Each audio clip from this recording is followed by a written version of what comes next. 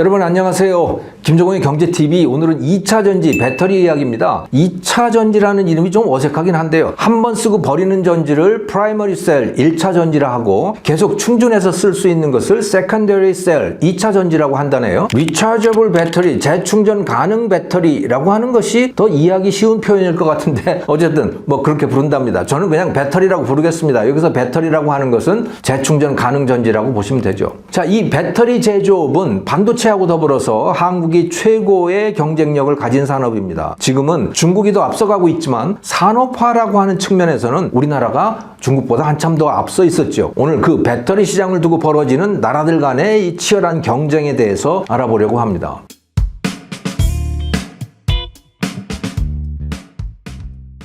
과거에는 석유가 중요했듯이 지금은 이 배터리가 그거 못지않게 중요해졌습니다. 전기차, 신재생 에너지 뭐 이런 것들 때문인 거죠. 전기차에 배터리가 필요하다는 것은 모두 다 아시죠. 2020년 전 세계에서 판매된 전기차는 685만 대인데요. 2030년이 되면 무려 8천만 대가 팔릴 거라고 하네요. 12배가 더 많아지는 겁니다. 엄청난 양의 배터리가 필요하게 되겠죠. 이 배터리는 전기차뿐만이 아니고 신재생 에너지를 이용한 발전에도 반드시 필요합니다. 풍력, 태양광, 이것은 발전이 가능한 시간이 이 사람들이 실제로 전기를 쓰는 시간하고 다르지 않습니까? 해가 나고 또 바람이 불 때 전기를 만들어야 되는데 실제 사람들이 쓰는 시간은 그때가 아닌 거예요. 그러니까 전기를 저장해 둬야 되는 거죠. 여기에도 많은 배터리가 필요한 겁니다. IEA, 이 국제에너지기구는 2030년이 되면 인류가 매년 9,300기가와트 아워를 필요로 할 것이다. 이렇게 예측을 했습니다. 현재 얼마를 쓰고 있냐면 2020년의 경우에 526기가와트 아워를 쓰고 있다고 해요. 그러니까 뭐 한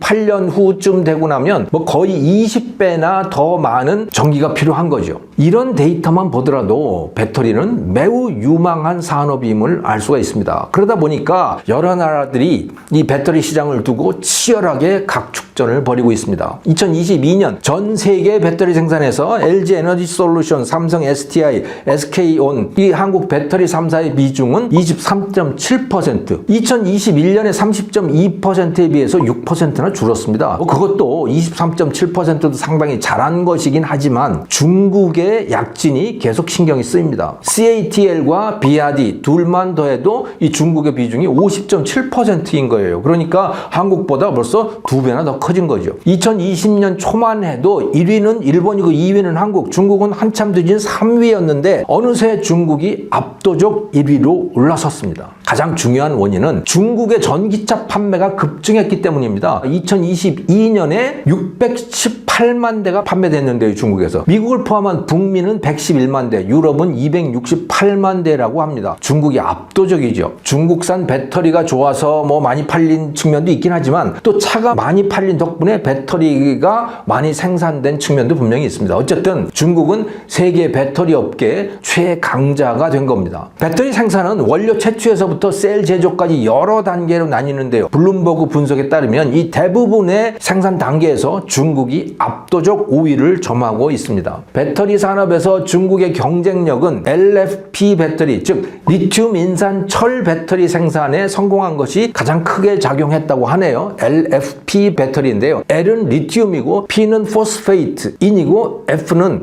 라틴어로 페럼, 즉 철을 나타냅니다. 그래서 LFP 배터리라고 하는데 이 한국의 배터리 업체들은 다른 선진국들이 대부분 그렇지만 주로 NMC 배터리를 생산을 합니다. 니켈, 망간, 코발트를 원료로 하는 거죠. 그래서 NMC입니다만은 이 NMC 배터리는 전기 밀도가 높아서 주행거리가 긴 장점이 있는데 비싼 것이 문제라고 하네요. 자, 특히 그 중에 이 코발트 같은 히토류 가격이 최근에 급등을 하다가 보니까 이 NMC 배터리의 경쟁력에 문제가 생기기 시작한 거죠. 반면에 중국의 주력 제품 LF 배터리는 뭐 리튬이라고 하는 거 이것이 가격이 좀 비싸긴 하지만 철의 가격이 쌉니다. 이 LFP 배터리의 가격은 한국의 주력 상품인 NMC 배터리에 비해서 가격이 30%가 더 낮답니다. 뭐 이것은 철의 가격이 낮기 때문이기도 하지만 중국의 낮은 인건비도 아마 큰 원인일 거라고 저는 생각을 합니다. 자, LFP 배터리는 원래 발명자는 미국인인데요. 얼마 전까지만 해도 이 전기 밀도가 너무 낮아서 전기 전기차용으로는 잘 쓰지를 않았어요. 주행거리가 너무 짧기 때문이죠. 그런데 중국 업체들이 여러 가지의 생산 과정에서 혁신을 통해서 이것의 문제를 상당 부분 개선을 한 거예요. 여전히 그래도 주행거리가 좀 NMC에 비해서 주행거리가 짧기는 하지만 제법 쓸만한 수준으로 개선이 되었다고 합니다. 미국의 포드사가 CATL과 합작으로 해서 미국 미시간에 배터리 공장 건립 계획을 발표를 했는데 이 중국산 LFP 배터리가 제법 쓸만한 수준에 올랐음을 입증하는 사건이라고 봐야겠죠. 여기서 만들어지는 배터리는 앞으로 이 포드의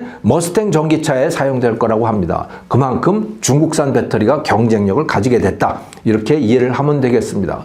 그동안 세계 곳곳에서 전기차 보급이 늘어날 수 있었던 데에는 배터리 가격이 큰 원인으로 작용을 했거든요. 지난 10여 년 동안 정말 배터리 가격이 급격하게 떨어졌습니다. 그런데 최근 들어 리튬이나 코발트 같은 이 희토류 가격이 상승을 함으로 인해서 배터리 가격 상승세가 주춤해졌어요. 오히려 조금 오르기도 했죠. 2022년 같은 경우는. 그런 상황에서 LFP 배터리가 그 대안으로 등장을 하게 된 겁니다. 어쩌면 이 배터리는 전기차 보급의 확대를 위한 구세주 역할을 할 수도 있을 것 같습니다. 하지만 한국의 산업발전이라고 하는 관점에서 본다면 이건 무서운 일입니다. 중국산 배터리가 세상을 덮어버릴 수도 있으니까 말입니다. 미국, 유럽의 자동차 업체들에게 마음대로 해봐라, 아무거나 다 갖다 써봐라 하면 아마도 조만간 이 중국산 LFP 배터리를 대부분 택할 가능성이 매우 높습니다. 어쩌면 우리나라의 현대 기아차도 중국산 배터리를 쓰게 될지도 모르겠어요. 자, 그러면 우리나라 배터리 산업은 뭐 정말 재앙을 맞이하게 되는 거죠. 그런데 천만다행히도,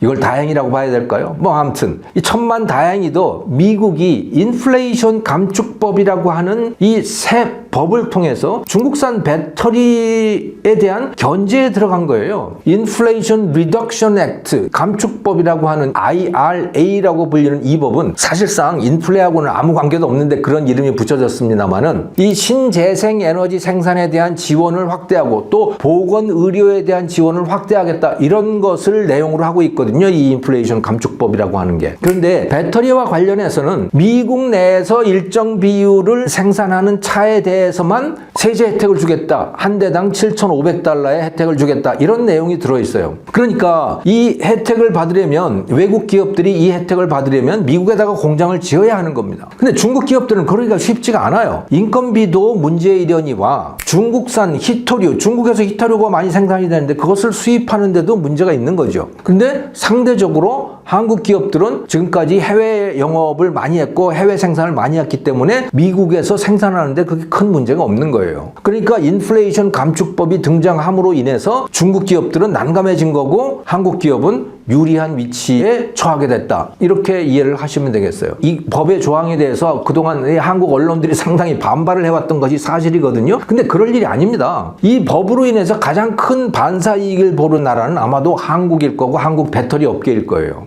2021년 4분기에 미국 배터리 수입 관련 자료가 공개가 됐는데요. 여기에 보면 지금 리튬 이온 배터리만 우리가 보더라도 이 전체 미국 리튬 이온 배터리 수입량의 80%는 중국산입니다. 한국은 9%에 불과했어요. 이 리튬 이온 배터리가 이러니까 LFP 배터리가 본격적으로 수입이 된다면요, 그것은 100% 중국산일 수밖에 없는 거죠. 자, 한국은 미국에다가 배터리 공장을 여러 군데 짓고 있는데 중국은 포드하고 이 합작 공장 한 군데에서만 하고 있습니다. 근데 루비오 상원 의원 같은 사람은 그것마저도 막아야 된다, 이런 이 법안을 상정해 놓고 있는 상황이에요. 중국 기업들이 미국에 와서 미국의 보조금을 받아서는 안 된다라는 이야기인 거죠. 그런 분위기가 지금 팽배해 있거든요. 그러니까 이 법은 한국의 배터리 업계에 굉장히 유리한 거다, 이렇게 보시면 돼요. 만약에 이 법이 없었다면 미국 자동차 업체들이 경쟁력이 높아진 저가의 중국산 LFP 배터리를 중국으로부터 직접 수입해서 전기차를 출시하게 될 것이고 한국산 배터리의 설 자리는 아주 좁아졌을 겁니다. 인플레이션 감축법이라고 하는 이 이상한 이름의 법이 배터리 업계, 전기차 업계의 판도를 바꿔놓고 있는 겁니다. 미래를 바꿔놓고 있는 것이죠. 한국의 배터리 업체들은 기사회생의 기회를 얻은 거라고 이해를 할 수가 있을 것 같아요. 중국에 덜 밀리게 됐다, 중국을 누를 수 있게 됐다, 뭐 이것은 참 다행입니다만은 우리 국내에는 첨단 생산 시설이 다 없어지게 생겼어요. 다 미국으로 가게 생겼잖아요. 우리 젊은이들의 일자리가 걱정입니다. 이 지경이 되어 가는데 수도권 규제를 하겠다면서 이천, 평택 이런 데 공장을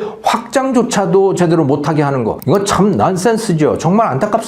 글로벌 경제의 흐름을 몰라도 너무 모르는 처사예요. 국내 정치에 매몰되다가 보니까 그렇게 된 것이죠. 그리고 아이들이 영어, 일본어, 중국어를 자국어처럼 우리 모국어처럼 할 수 있도록 학교 교육을 완전히 다 뒤바꿔야 됩니다. 그래야 생산시설이 나갈 때 한국의 인재들도 같이 따라서 나갈 수가 있죠. 학교에서 지금 뭘 하고 있습니까?